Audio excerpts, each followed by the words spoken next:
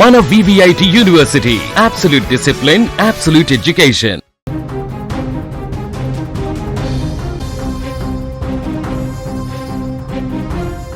తిరుపతి జిల్లాలో ఘోర రోడ్డు ప్రమాదం జరిగింది.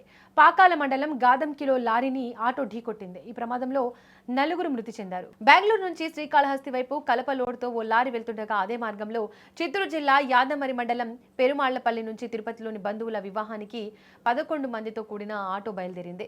పాకాల మండలంలోని గాదంకి వద్ద పూతలపట్టు నాయుడుపేట జాతీయ రహదారిపై అటవీ చెక్పోస్టు వద్దకు రాగానే అక్కడి సిబ్బంది విధుల్లో భాగంగా తనిఖీ నిమిత్తం విజిల్ ఊదడంతో కలప లారీ డ్రైవర్ అకస్మాత్తుగా బ్రేకులు వేశారు.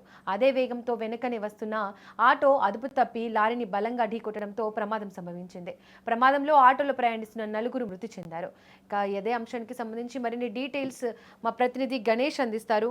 గణేష్, చెప్పండి, ప్రమాదానికి కారణం ఏంటి? అసలు ఆటోలో ఎంతమంది ప్రయాణిస్తున్నారు? వారి పరిస్థితి ఎలా ఉంది? తిరుపతి జిల్లా పాకాల మండలం చిత్తూరు తిరుపతి నాయుడుపేట జాతీయ రహదారిపై గాదంకి సమీపంలో రోడ్డు ప్రమాదం అయితే అత్యంత దారుణం అనే చెప్పాలి. ఎందుకంటే కుటుంబ వివాహానికి బయలుదేరిన 11 మందితో కూడిన ఆటో ముందు వెళ్తున్న లారీని ఢీకొట్టి ఒకే కుటుంబంలోని నలుగురు, తల్లి, కుమారుడు, కుమార్తె, మనవరాలు, ఒకే కుటుంబంలో నలుగురు మృతి చెందడం అనేది చాలా దారుణంగా భావించాలి. కొంతసేపట్లో వివాహ మహోత్సవంలో పాల్గొని ఆనందంగా గడపాల్సిన కుటుంబం నలుగురు మృత్యువుతో తీవ్ర ఆవేదనకైతే గురవుతుంది. ఆటోలో మొత్తం ఎంతమంది ప్రయాణిస్తున్నారు గణేష్?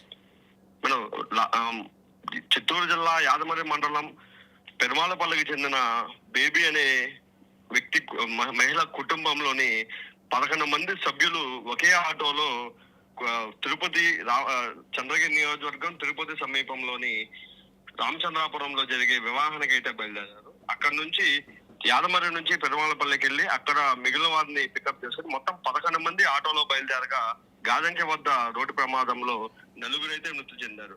మొదట స్పాట్ లోనే 2 మృతి చెందగా మరొకరు అక్కడ నుంచి తిరుపతి రుయా హాస్పిటల్ తరలించే క్రమంలో ఒకరు మృతి చెందారు. హాస్పిటల్లో చేరుకున్న తర్వాత మరొకరైతే మృతి చెందిన పరిస్థితి ఇక్కడ నెలకొంది. ప్రమాదానికి కారణం ఏంటి? ఆటో ఓవర్లోడా లేకపోతే లారీ తప్పిదమా? సాధారణంగా జాతీయ రహదారిపై అత్యంత వేగంగా వాహనాలు అయితే వెళ్తుంటాయి.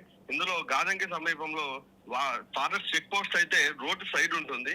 ఇక్కడ ఫారెస్ట్ చెక్ పోస్ట్ సంబంధించిన సిబ్బంది బెంగళూరు నుంచి శ్రీకాళహస్తికి లోడ్ తో వెళ్తున్న ఆ లోడ్ గాని లారీలో పూర్తిగా ఫ్లైవుడ్ కు సంబంధించిన లోడ్ కావడంతో అది వాహనాలకు సంబంధించి ఫారెస్ట్ చెక్ పోస్ట్ అయితే దాన్ని విజిల్ వేసి ఆపారు. ఈ వాహనం లారీ అనేది చాలా వేగంగా వెళ్తుండగా ఒక్కసారిగా అక్కడున్న సిబ్బందిని ఆపే క్రమంలో రోడ్డు ఎడమ వైపు వెళ్లే క్రమంలో అత్యంత వేగంగా బ్రేక్ వేయడంతో వెనకాల సాధారణంగా ఆటోలో 3 నుంచి 4 మాత్రమే ప్రయాణించాల్సి ఉంటుంది. అయితే వీరి కుటుంబం ఆర్థిక పరిస్థితుల నేపథ్యంలో వీరంతా ఒకే ఆటోలో ప్రయాణిస్తూ యాదమరి నుంచి రామచంద్రాపురంకి వెళ్తున్న క్రమంలో లారీ ఆగిన వెంటనే వెనక వేగంగా వస్తున్న ఆటో సైతం లారీని ఢీకొట్టడంతో ఇందులో 4 మృతి చెంది 7 మంది గాయాలతో హాస్పిటల్ అయితే చికిత్స పొందుతున్న పరిస్థితి. గణేష్, ఈ జాతీయ రహదారులపై ఓవర్లోడ్ తో వెళ్తున్న ఆటోలను అధికారులు ఎందుకు నియంత్రించలేకపోతున్నారు?